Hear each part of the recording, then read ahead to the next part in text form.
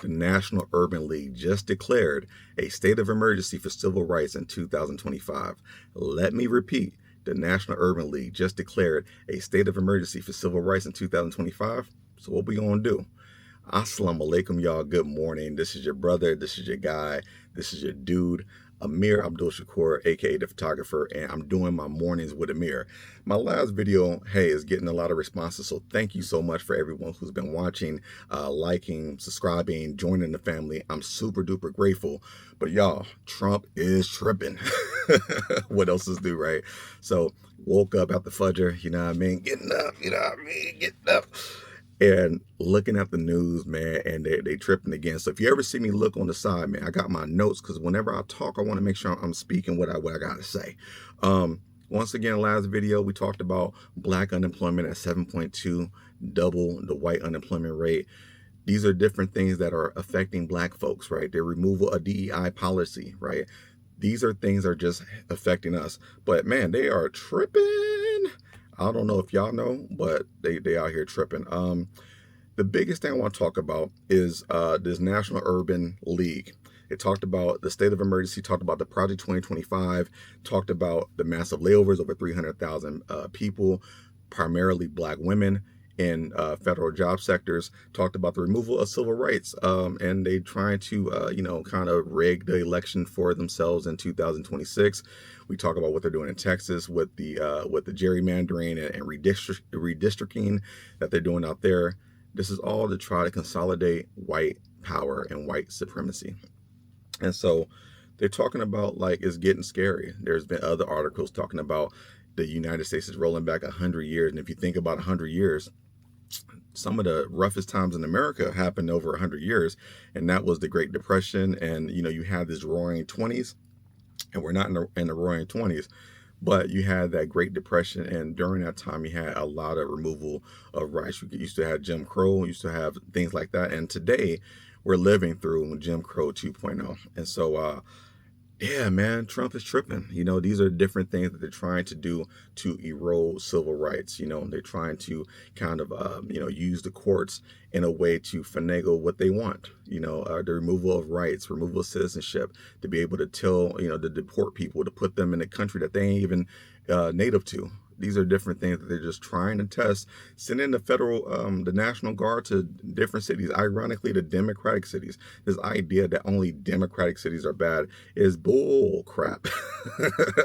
So you got to understand, man, they're lying. If you're going to send the national troops anywhere, why not send it to the Republican states, which historically and factually having more issues with gun violence than other places in the U.S., such as Mississippi, Alabama, Texas. You know what I mean? Why aren't you sending federal troops there? Because those places are sending their federal troops to D.C. and other places. So this is just a weaponization of government to try to punish black and brown people, try to punish the Democrats. And that's the kind of synonymous for black and brown people is Democrats. You're attacking these mayors that just ironically happen to be black and brown. You're attacking prosecutors. You're attacking all these other people that were trying to hold you accountable. And the thing that I would like to ask on this video, make sure you like, comment, subscribe, all that good stuff. But who holds white people accountable? It's very simple, man. This is not about racism, projecting and being mad. This is simply about accountability. Okay? Who holds my white brothers and sisters accountable? Because they want to hold me accountable and my people accountable. Who holds these people accountable? And they're changing the laws. They're stacking the courts.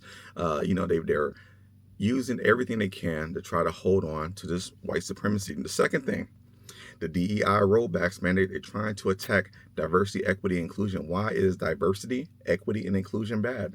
Diverse. We live in a diverse America. This is not just an all-white country. There are many races and cultures and beautiful cultures. And I'm grateful to be in this country with so many cultures because, hey, man, what would the world be like without tacos? What would the world be like without Mexican cuisine or without Italian cuisine or without African cuisine? Like, this world would be whack if we didn't have everyone putting things together. You know what I mean? If I didn't have chicken tikka masala, if I didn't have some naan, right? If I didn't have some couscous. We need diversity. I'm definitely a champion of diversity, inclusion, equity, making sure that we all have a fair chance. There are people who want to keep the thing unfair. And there are a group of people that are willing to keep voting this into power. America means that we all together. This is not a white country. If you want to have a white country, you could have stayed in Europe, and you chose not to. And so we have this where we have our natives, we have our Filipinos, and we have our Dominicans, and we have our Africans, and we have our South Americans and Aborigines, and that makes this country so beautiful. But there's a group of people who over 150 years ago lost the Civil War, and got mad. And they've been holding a grudge against black people ever since because laziness. Do you not believe in working hard? Do you not believe in every person pulling himself up by the bootstraps? This is something to really think about, man. White supremacy is a mental health disorder. It's craziness. It's lunacy. And so my job here on this planet is to speak truth. And I want this world to be great. I want this world to be better.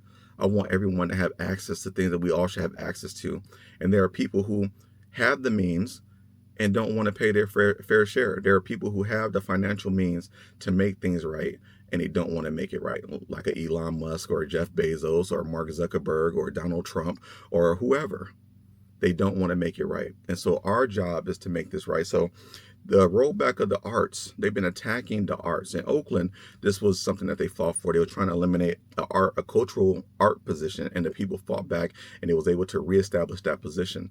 Arts are a way to express who we are. Arts are a way to communicate with the world about the plight of what's happening in America. And once again, Donald Trump and the Trump administration are trying to suppress black and brown voices from being heard. Whether it's on TikTok, whether it's on social media, it does not matter. They're trying to suppress because this is the whitewashing of history. So they're rolling back DEI policies, trying to hurt black people. And this is, the arts, taking away grant opportunities, taking away scholarship opportunities. I thought he was supposed to be cool. Is this the platinum plan that we was waiting for? y'all forgot about that? Remember when that dude was saying that black people was going to get the platinum plan? And my only problem with that is if black people was going to get the platinum plan, right? What was all the other races of people going to get? The gold plan, the silver plan, the copper plan, no plan? Like, it's racism, y'all. And this is what I want to say. Me and my camera, if you understand, we got to make this world better. And the way that we make this world better is by coming together, talking about these things. They're attacking arts. They don't want people to be expressive. They don't want people who participate in the arts to get money and to have a living wage or to be able to survive, right? If they take away opportunities for us to make money, then they likely going to push people to do crime, right? And crime is the prerequisite of the 13th Amendment that will re-enslave black people. That is simply what they're trying to do. Re-enslave black people by taking away opportunities, trying to get you to do some crime, right?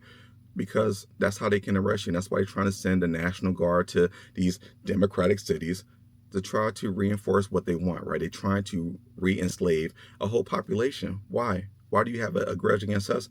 I'll never know. But once again, this is what's happening. Oh, and before I go, did y'all see what they did in international waters to that boat? This is them trying to put American imperialism everywhere. They bombed the nuclear sites in Iran without any type of approval, right? They bombed a boat with a kinetic bomb in the middle of international waters in the ocean, talking about domestic terror, narco-terrorism. This is them taking steps to impede on sovereignty, to impede on the agreements of what the world has come to do. America's trying to do their own thing. And so before I leave, I'm going to ask you this. Who will hold white people accountable for the things that they're doing? Who's going to hold them? Whether it's the DEI rollbacks, whether it's blowing up boats in the middle of the ocean, whether it's talking about we gonna get the narcos over in Mexico, talking about invading a foreign country, a sovereign country, in the name of terror, in the name of the war on drugs. Child, please. Anyway, I love y'all, man. You know what I mean? I'm repping Killmonger today. I love y'all so much. Make sure you like, comment, subscribe to the channel. I really appreciate the support. My name is Amir Abdul Shakur, aka The Photographer. Follow my work at amirthephotographer.com, and see y'all later for more Mornings with Amir. Assalamu alaikum. Peace out.